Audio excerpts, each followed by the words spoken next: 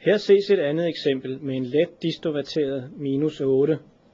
Den kliniske situation ses her med en delvist frembudt -8. Og det radiologiske billede ses her med en ganske let distovertering og ikke de store rodafbøjninger. Incisionen indledes ved -6 og forlænges som rendsnit tværs over papillen til -7 og med aflastning op af ramus forkant. Bemærk, at der ses lidt pus ved incisionen, som ikke har givet anledning til infektionstegn.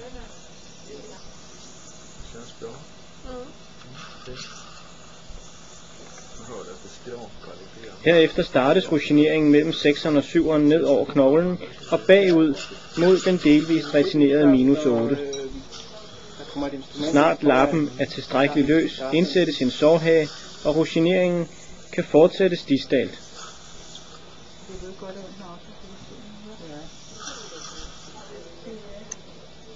I dette tilfælde vælges at fortsætte rugineringen helt ind rundt om distalt på den delvist retinerede -8 for at kunne beskytte nervus lingualis fuldstændigt.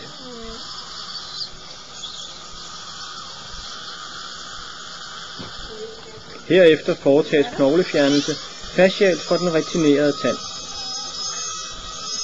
Når der skal fjernes knogle distalt for den retinerede tand, er det nødvendigt at beskytte nervus lingualis med en rugine.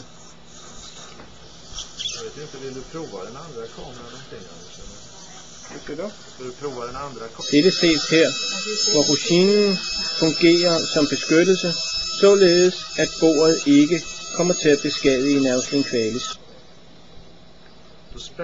Herved kan der fjernes knogle distalt fra tanden, og der foretages nu en let elevering på -8. Som det ses, bevæger tanden sig relativt hurtigt bagud, men stopper herefter. Og det er nødvendigt at foretage en deling af kronen fra roden,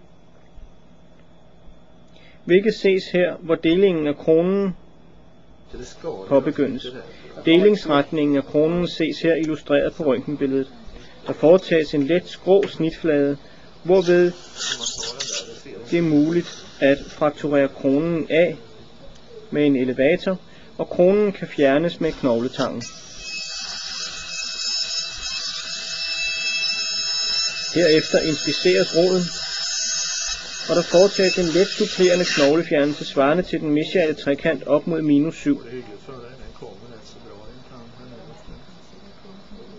Herefter kan rodkomplekset eleveres ud i et stykke. Kan man se där det att den går ut sista avståtandet, så det är lite det som är poängen alltså. Ja. Så den är så himla. Bemærk, hvorledes rodkomplekset søger betydeligt distalt under eleveringen, hvilket nok var årsag til, at tanden ikke kunne fjernes in toto. Årsagen hertil er den relativt beskedne afbøjning på roden. Her ses krone og roddel. Bemærk den grå snitføring igennem tanden. Herefter foretages almindelig sårtoilette med adskillige skyldninger med saltvand, og sutureringen kan påbegyndes.